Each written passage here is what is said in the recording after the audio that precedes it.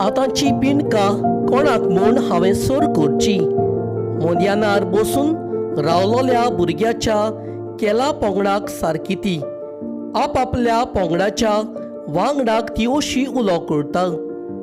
आमी तुमकां नाचपाचें संगितां वेंचणुचेर वाजयलीं पूण तुमी नाचले नात. आमी तुमकां विलापाचीं गितां गायलीं पूण तुमी रडलीं नात.